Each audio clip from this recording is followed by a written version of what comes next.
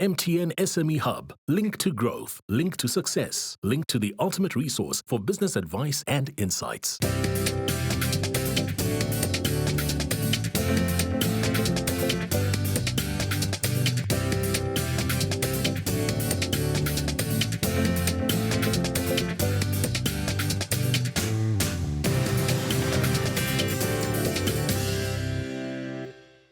Welcome to the Big Small Business Show, the show for all our wonderful, wonderful, wonderful entrepreneurs out there. Today's going to be a little bit different in terms of what we're going to be doing today.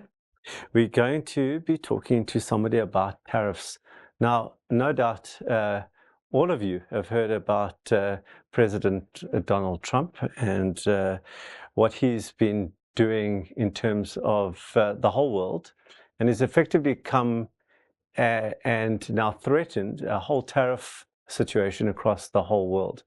Now, how that affects China, I don't know. How that affects Europe, I don't know. But I also don't know how that's going to affect you and I. So I've invited Jordan Toy, who is Director and Wealth Manager at Legacy Family Wealth, to come into studio today to talk about how all these tariffs and potential tariffs are going to affect you and I as small businesses.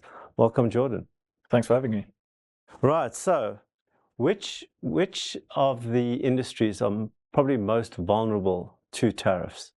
So the three sort of sectors that we've looked at that are arguably most exposed to US tariffs are obviously the sectors that have the biggest share of exports to the US. Now, by far and away, the biggest sector South African export-wise to the US is the platinum group metals, some other minerals as well in that mix. Fortunately, that's exempt from the set of tariffs because the US arguably needs these platinum group metals. So that's the one sort of relief we have in that respect. And that's definitive. They've made that definitive. Well, I would say what is definitive nowadays with the change, sort of the pace of or the rate of change coming out of President Donald Trump is, so it's difficult to call anything definitive. But as I understand it and from what we've read is that the US has exempted those minerals from tariffs. Naturally, that's, I suppose, more big corporate exposure. There's a lot less junior miners around than there were in the past. And then the other two sectors that are likely probably the most significantly impacted is going to be our agricultural sector, specifically sort of citrus, our wine industry, certain nuts and other processed foods. And then the auto sector is another big one that's going to have an impact on us. Diamonds?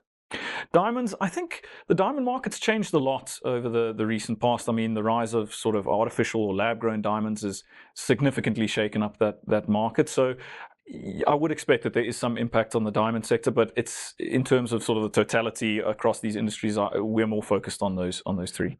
So I'm just not getting a sense. I read a lot in terms of particularly through social media and through various websites, and I can't get asked the question around, is it definitive? Because I'm not getting a sense of what is or isn't definitive at the moment. It feels like everything is in the air. AGOA is in the air.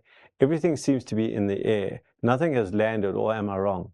No, I think that's a very spot-on analysis. I mean, when we were looking at it, I was looking at it earlier this week, and you go online and look up a summary of sort of or even a timeline of where sort of from where Trump started to where we are now.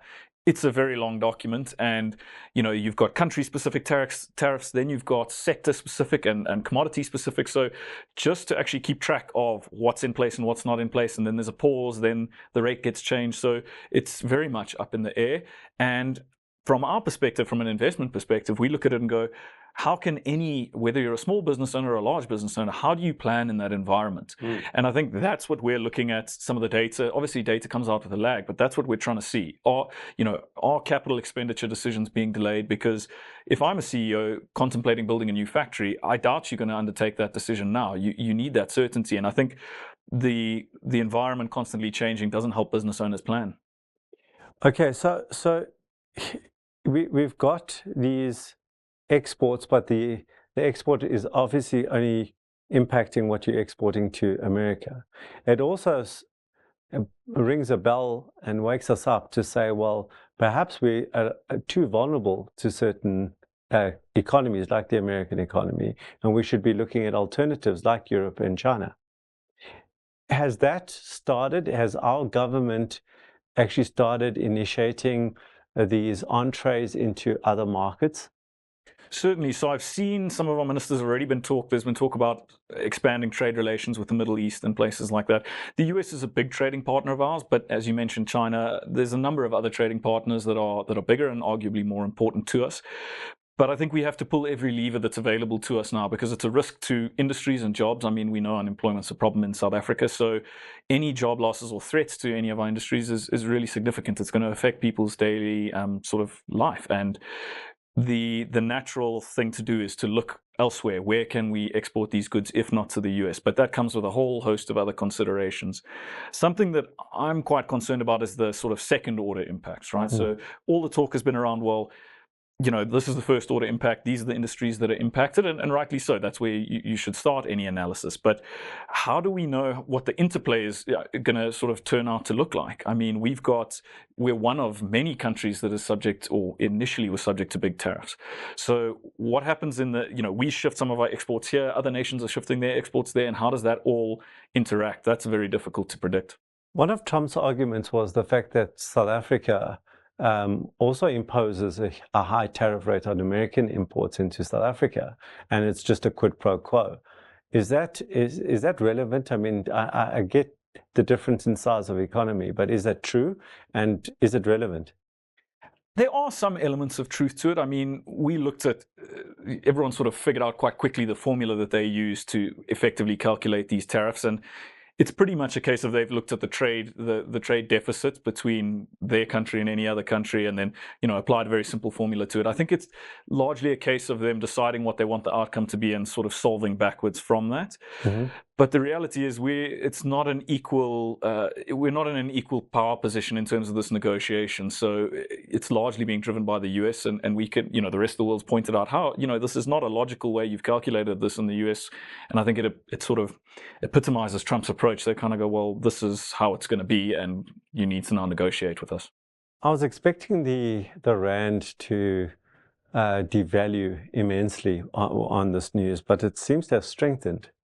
I mean, why that? I don't know if I'm intuitive, but why that counterintuitive move? Why is the rand strengthened? So the rand is notoriously difficult to predict. Anybody who's ever had to purchase or sell their rands and purchase foreign currency, which is, I mean, it's something we do. So we're looking at it constantly on a daily basis, and you can see the impact on flows. Clients are not sort of moving rands at weak levels and vice versa. So I think everyone has to be honest in that space, that to claim that you have a competitive edge in predicting exchange rates is, I think you're fooling yourself.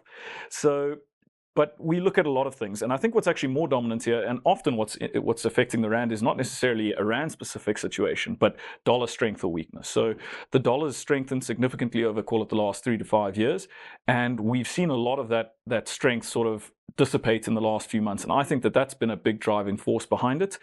We've had some positive tailwinds on our side as well. So the budget, the third iteration of the budget being passed, and some more stability in the GNU has helped a lot, I think. And when we look at the ultimate impact on GDP of those sectors we've talked about, it's not insignificant, but it's not, the be-all and end-all. It's not going to sort of tip the entire economy over. We're going to come back straight after these adverts to talk more about the impact of tariffs with Jordan Toy. Stay tuned.